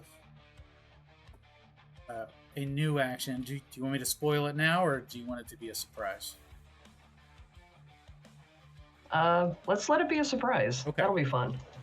Yeah, we don't want to leverage our decisions based on it. Okay. No metagaming. So that'll bring us to Gator, who has summoned. Gator, tell us who you've summoned as these two. I don't even know, what do we call them? Entities or these legendary summons appear. Yeah, these two outsiders, completely just even out of the auspices of the campaign, total crossover with RSCW. Here we got the return of Noise Police, so the Daishiki with the sunglasses and the cop hat and the trombone, They and he should. comes tooting along, and then you have the much more stoic and slow-paced and plodding movement of, well, I like to call him Mr. Belmondo, irate Mexican who is decked out in his Castlevania Bloodlines gear. His actual And they just- screen name. Yes, and they step for Angie Mexi. I love him. We love Manny. As So- they step out of, I would think that they should inexplicably come out of the grave. okay, Like there's no way they weren't in there, but like somehow Noise just like climbs up out, just playing his trombone. that works for me. So there is a gigantic purple dragon spewing plasma with a very large half-orc thrashing on its back and a celestial avatar of light battling inside this arena. And then we hear the sound of a trombone emerge from the pit at the center of the Colosseum. These two figures emerge. I don't know how Meixsell emotes, but they emerge from the pit in the ground, and we can add them to the map real quick. And tell us what they do. Well, with the rather large development, I feel like the only thing I could do, and I was gonna have them like appear behind me, but I like this flavor better. I was gonna like march in front of them back and forth, giving the big speech, like, "Okay, gentlemen, this is the battle we prepared for." And meanwhile, Rosa's like slowly growing into this gigantic avatar, and I noticed that they're like looking up, but I'm still stuck in my guile speech from Street Fighter 2. And at the end of it, I turn and I say, "Now let's go!" And I stop in my tracks and I go,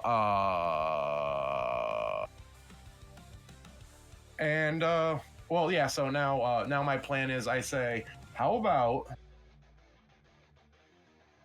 you two fellas abscond with that there coffin and get it the hell out of here, and we'll continue to fight. So I think the best thing they can do right now is just get the coffin to absolute safety. So like, in the event that there's some death throes, like Remora's fireball explosion at the end, we don't have to worry about hauling it. Let's just get it the hell out of there. I think Noise and Irate Max can be trusted. Tackle this old guy chasing me. I was gonna bust him with a firebolt. So my options are, if I don't need to, because I can do a bonus action to direct the statues, I can do a fireball as a regular action. So that's effectively 3 attacks I can actually do.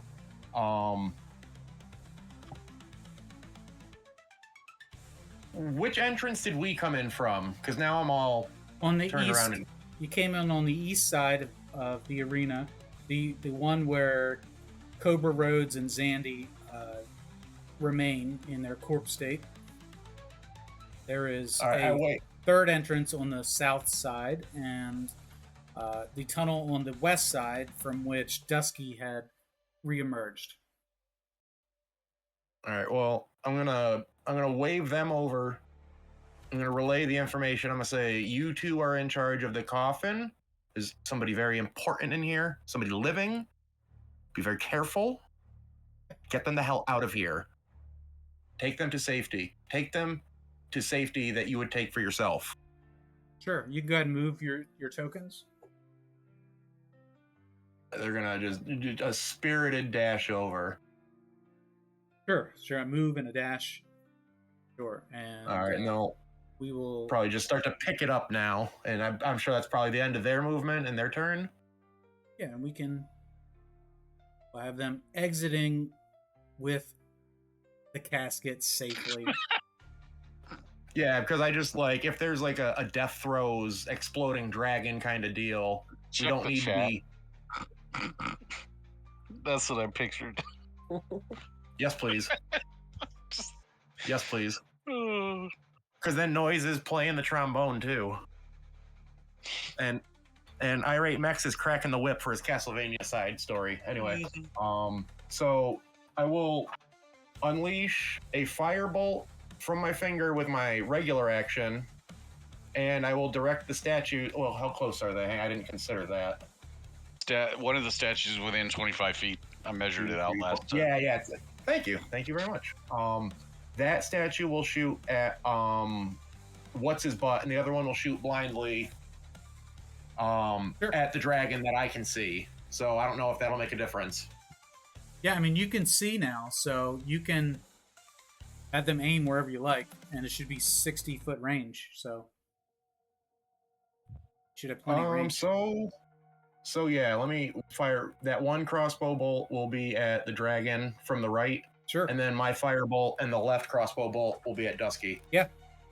Go ahead and... So I'll roll the firebolt first. Firebolt first, which is going where? At Dusky? Dusky. Yeah, go ahead. Oh, that's like a 20? Yeah, that hits. Oh yeah. 2d10. 9 points of fire damage. There you go. He's All right, on then. fire. His crossbow bolt. That's a 22. That hits. 2d10. Plus 2 is 11. Thwack. 11. Yeah, I mean, he's bloodied. All right, shot on the dragon. Oh, that stupid bounced off an 18 and landed on a 5 for a total of 11. Unfortunately, does not hit. Yeah, dude, it was like 18, haha, 5. Okay, and then I guess I'll just move forward. Oh, I'm sorry. No, roll 20 is so slow.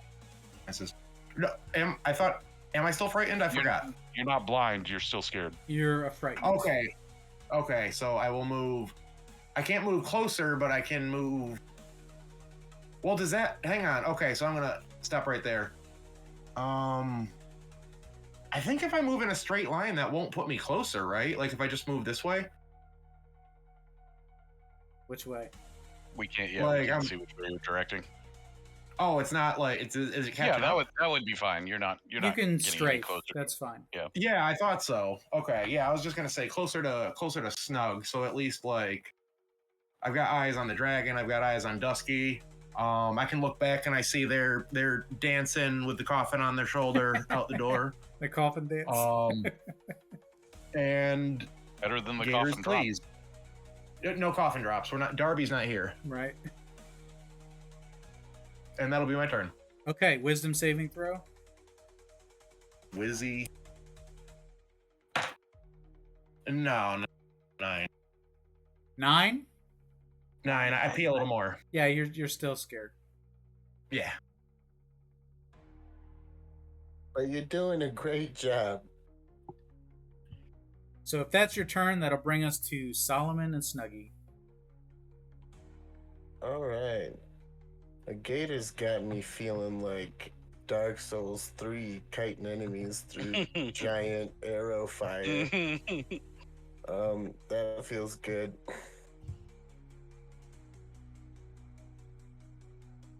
You know what? Here's an interesting question. I know he's gonna catch me. What's the sight range on these guys? You said 30 feet? For a crossbow, Yeah, it they should have- be 60, I thought. Well, yeah, but they can only Yeah, see you. Yeah, but Gator can see them though. Oh, okay. He was relying on their blind sense when he couldn't direct and triangulate. Alright, if that's the case, yeah, keep chasing me, Dusky. It's working out real well for you. And I'm just gonna pull a little button hook. And, we're gonna move 5, 10, 15, 20, 25. As I close in on the giant angel. Yep. Like, come on over here. I bet it'll work out real nice for you. Right, so you are now And- within the aura of Titan Rosa. The aura does not affect you in any form. In fact, it feels kind of nice. That's good. And I'm gonna go ahead and use my bonus action to cast command on the dragon. And I say, land! Okay, go ahead. Will save DC 16. Wisdom save DC 16. Wisdom save.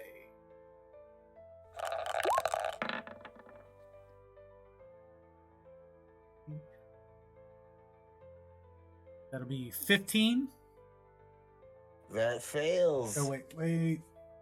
Actually, 14. Shh. That fails worse. Yeah. 14. So it'll use its second legendary resistance. No, that'll be the third legendary resistance. The previous one, he passed his roll. Right, but yes, you're right. So I believe that haven't was hit 2. him with the command yet. It was just the first arrow. So that I will he tell used. you that there's 1 left. There's a total of Yeah. 3 per day. Well, I hate to burn one, but these arrows are just too tempting, so I'll take a shot. He's just too good. Oh, man. 17 Where's it going? at the dragon. Going to the dragon? A 17 on the dragon does not hit. Yeah. Can I catch it? I mean, you could There's try. another dragon slaying crossbow bolt. Yeah. What do I got to roll? If you for were that? a monk, that would be perfect right now. What do you have to roll? Give me a dexterity check. 15. 15. You are not within range to catch it. However, you remain perched on top of the dragon. Okay. And I just go, Snug! You're doing great over there. Keep it up. And Snug is going to continue to tear apart the corpse of Alfarius Cone. Great. So 2 more critical attacks on Alfarius. Takes off the other arm now. So now Alfarius, with no arms and no hat, still within the grasp of Snugglecup, and still 29 total. still unconscious. So making death saving throws right now. All right. I think that'll do it for us. So the dragon, with a legendary action, will make another tail attack at Titan Rosa. And that'll be a 28 to hit. Armor Okay. class 20.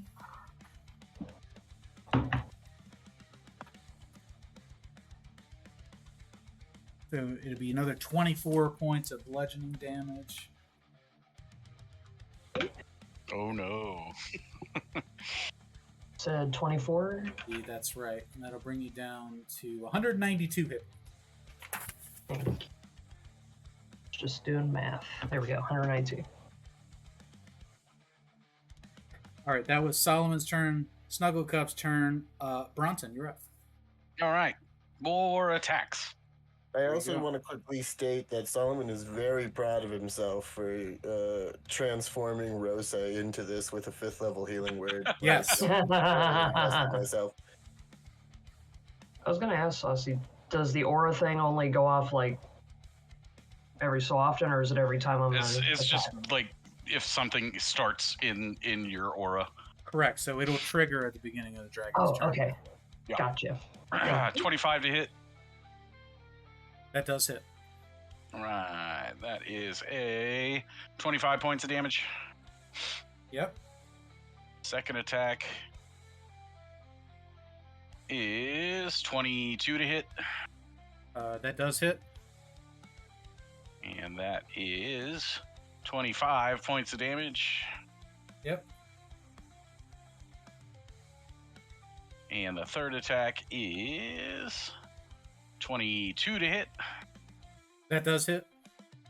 And that is max damage. That is 31 points of damage. All right. So with those attacks, it does damage the dragon to the point where one of its wings are injured and it drops back down to the ground. Let's have a dexterity saving throw from Bronson. Natural 1. So you are thrown from the dragon quite a distance. You can be thrown. Oh, wait. So would Right this be an effect that I can see while I'm not blinded, deafened, or incapacitated? Because that would trigger my danger sense, or what is it called? Yeah, danger sense. Yeah, I have advantage on dex saving throws against effects that I can see while not blinded, deafened, or incapacitated. Sure. And if that's the case, it's a natural 20. How the turntables have turned. Yeah, so you stay perched on top of the dragon. All right. I like lose my footing for a second, but then I grab the sword. Yes. Yeah. Thank God for danger sense. Will that be your turn? That's it. Okay, so it'll make a legendary reaction here to attack you with its tail. Uh-huh. That'll be a 21. Yeah, that'll hit. Yep.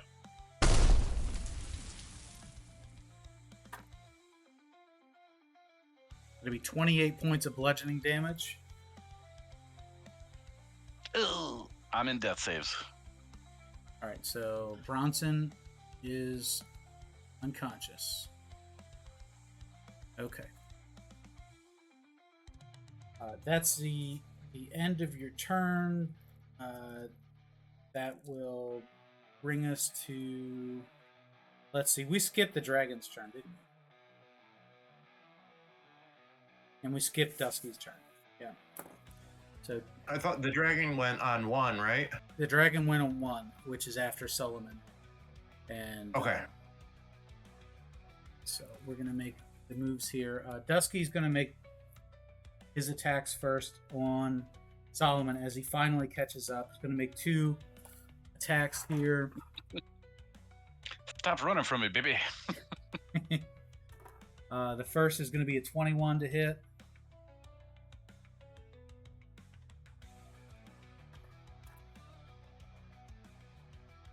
Yeah, that hits. That'd be 7 points of slashing damage. And the second attack is a 22. That one doesn't hit.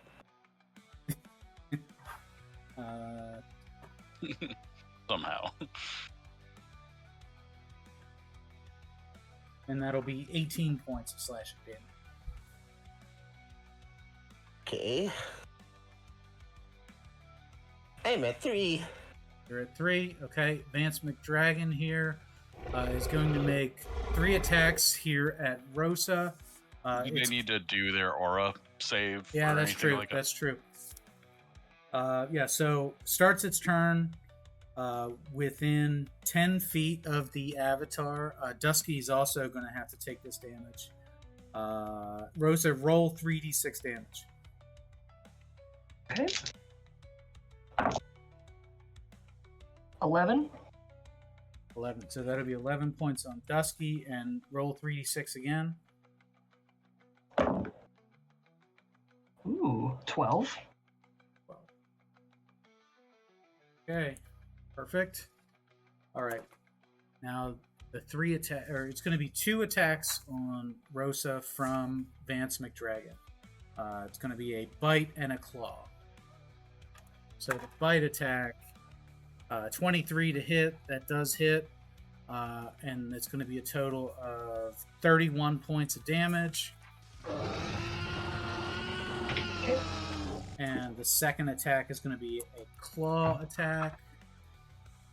That's a crit. And that'll be...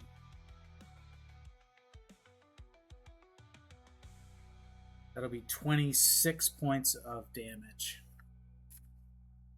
All right. Is that right? Yeah, 26. Wow, that attack is a lot weaker. Okay.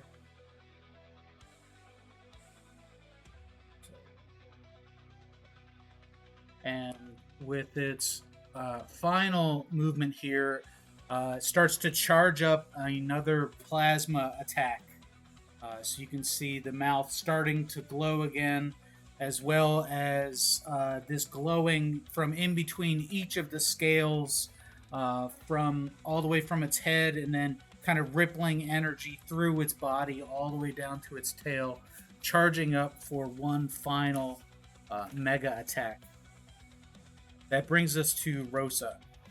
And Rosa, at the beginning of your turn... Nope. So you've now unlocked a new ability called Heavenly Smite. Oh.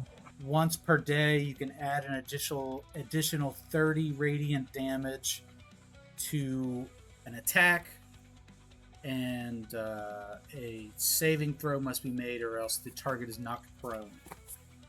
So you have 3 attacks here. Okay. So with the bonus action, you can use the Heavenly Smite and then make the 3 attacks. Okay, got it. So going off that, I almost should go with the Heavenly Smite first. If he fails a saving throw, he's prone, and that opens him up to getting the bejesus beaten out of him. Or it's going to at least eat his last legendary.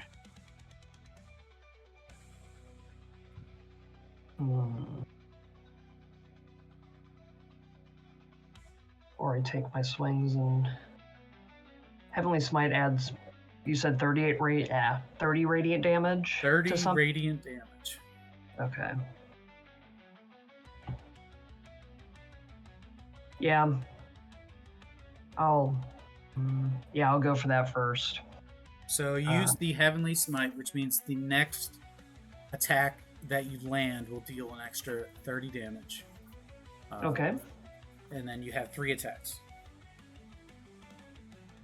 All so right. Go ahead and roll all 3. Okay. And that's a plus 11, so 28. That'll hit. That one won't. 16. That'll be with advantage. Oh, okay. Do it again. Jeez, that was even worse. Advantage is best out of 2, basically, Yeah, right? yeah. So your whatever number I gave you originally, 6, was it 16? Yeah. I rolled a 3 and a 5. So that's a miss. And third attack with the Burning Hammer. I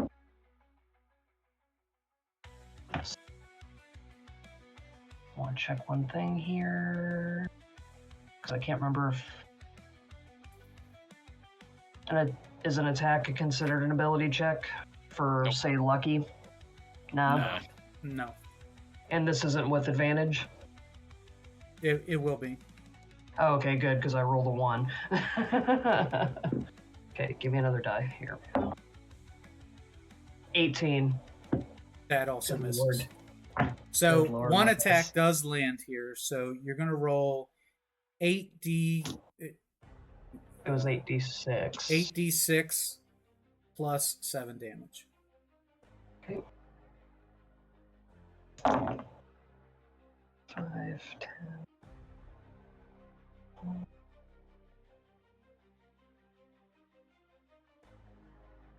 32. 36 plus. I'm sorry, I already forgot the other number. Plus 30 from the smite. Oh, geez. So we got That's 36 60, plus 7 plus 30. So 73. 73 total damage. All right, so tell us what happens. I see him charging up, getting ready. And that's, that worries me. So I take a couple swings with the hammer and miss. But on one of the shots, I pretty much put that hammer, swing it right into his mouth. Where the breath weapon's gonna come from. And wow, that's 2 McDragons that I have taken down. And I also say, for the young lions, for the timekeeper, for Moradin, for my home, and for my people, you're fired. So with this colossal burning hammer, your eyes blazing like twin suns, and divine energy rippling through your body and through these celestial wings, the party watches in awe as you step forward. You land blow after blow. The scales cracking on the dragon in combination with the damage being done by our half-orc friend on its back. Devastating blows as the dragon is grounded, its wing broken, It fights back, its plasma breath charging up, but you press on,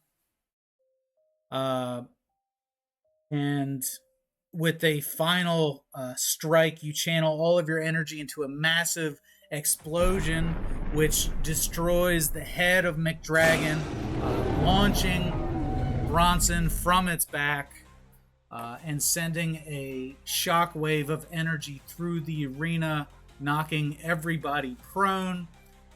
Dusky Rhodes is outright killed in the process. Solomon, you're dropped to 1 hit point. Gator, you also take D6 damage, but you're still in good shape. You are no longer afraid, by the way. And Noise Police and Meixsell are doing whatever a Noise Police and a Meixsell does. But Vance McDragon has been destroyed.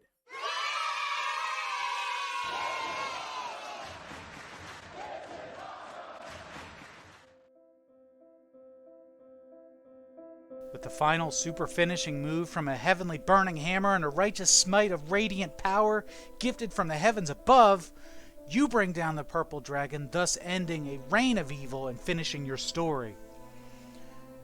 And as all the purple energy dissipates from the Colosseum and the evil glowing energy fades from the smashed head of the dragon, the Titan blinks out of existence. Its mission of vengeance coming to a decisive end, leaving only behind the curled body of a halfling girl, lying safely at the center of a charred battlefield. Bronson groggily wakes up from a near-death experience, disoriented as we all are. The dragon dead, the Exalted One face ripped by a lion, the Dark Order gone, and the King's Road ended. As the dust settles and the last echoes of battle fade into silence, we find ourselves standing at the edge of a story of heroism, sacrifice, martial prowess. Together, you face the impossible odds against terrible enemies and made choices that will shape this world forever.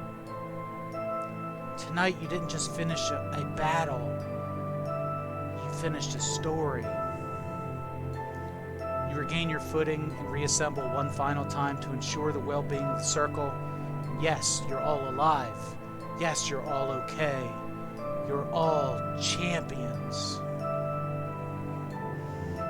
But as with every great tale, the end isn't actually the end. Not really. It's just a chapter, a turning of the page, the kind of ending that leaves you with more questions than answers and a hunger to know what comes next. Rosa, you traded your fate for vengeance and stood alone in the light to save your friends.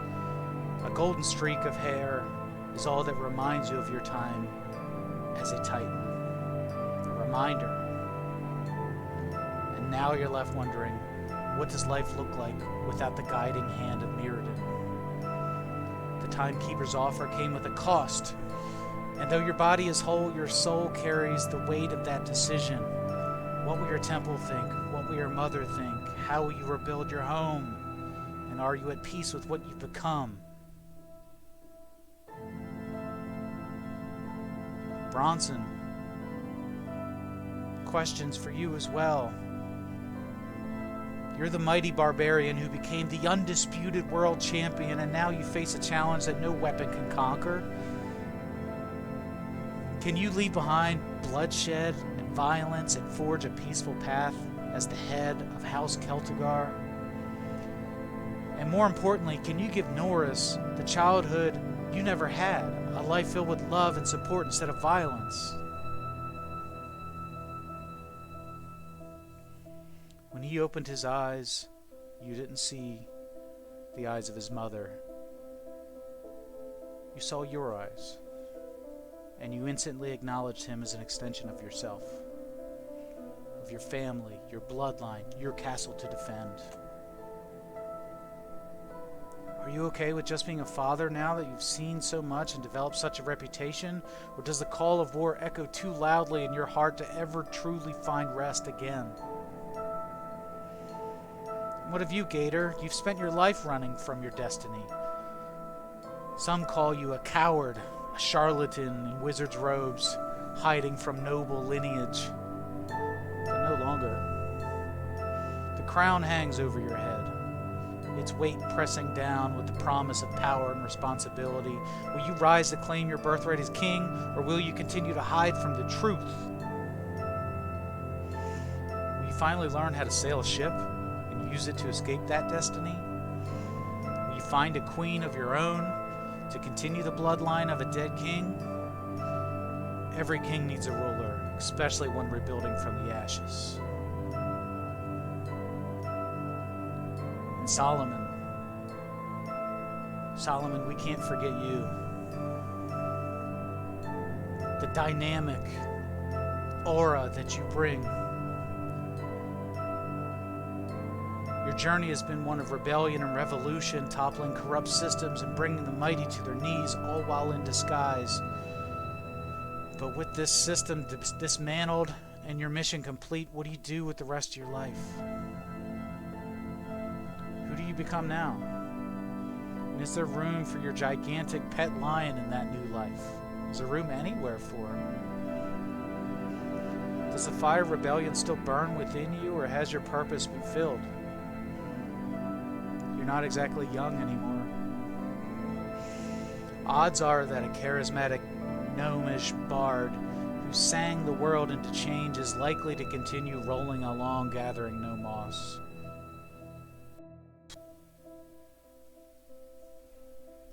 And finally, what about Snugglecup Face Ripper? Snug, the fleecemane lion who was born in battle, rescued and raised by a band of scoundrels, fighting beside you with tooth and claw and pouncing his way into your heart. Does he return to the wild? Does he reclaim his place as a king among beasts? Or has this party become his pride? If he stays, who does he go with? Who takes responsibility for the certain chaos that he brings with him? He deserves an answer too, you know. He's also a champion. Finally, there are the shadows that linger at the edges of your victory. The darker order may be broken, but have they been eradicated? Are they rebuilding, plotting their revenge, encouraging the children of the kingdom to join the darker order? What about the hard way? Their influence ran so deep in this world. Everything came easy to them until it didn't anymore. They once numbered in the hundreds and now are scattered, licking their wounds and picking up the pieces. Do they return to their old ways, or do they evolve, adapting to this new era you've created, this new world order? So many questions remain unanswered, and yet, isn't that what makes the ending so beautiful? You finished the story, but the greatest stories don't tie up every loose thread. They leave room for what's next, for the possibilities that lie ahead. And as we look upon all of you, one can't help but wonder, is this truly the end, or is it the beginning of something even greater? Is it the beginning of a new adventure? You've done it. You've done what you set out to do. You finally defeated Vance McDragon, toppled his schemes, left the world better than you found it. But the world keeps turning. Somewhere out there, new challenges are rising.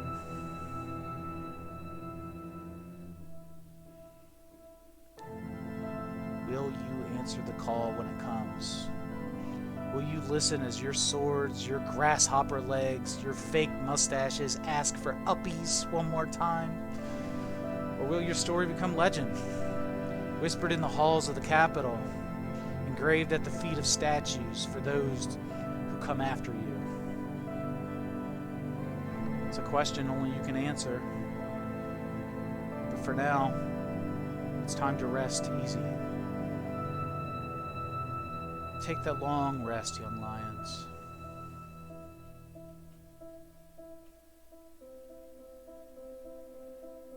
Your saga may not be finished, but tonight you've written the final words in the Book of the Lion. And if the winds of fate bring us back together for another tale, I'll be ready. The world will be ready for you. But until then, that's where we're going to call it. It's been my pleasure to observe you, to watch you, to see you grow. And I want to thank you. Thank you for being my players. Thank you for being my companions. Thank you for being my heroes. This has been the adventure of a lifetime. I'm not afraid to say it. A story that meant something.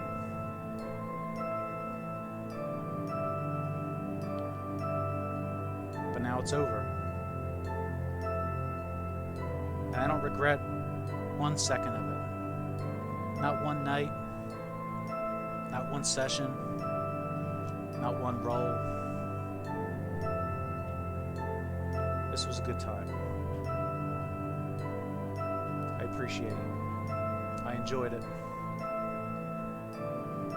And I hope you did too. So for now, I must bid you adieu. Goodbye. Mwah. And good night. So from me, Saucey the DM, thank you for watching the show. I hope you've enjoyed the first season of Kings Road Young Lions. Will there be a second season? I don't know. Only time will tell. They've been the Young Lions, Rosa Blackthorn, Gator Gary Golden, Bronson Celtigar, Solomon Scribbles / Cousin Roman. They've been the Young Lions. Say goodbye, Young Lions.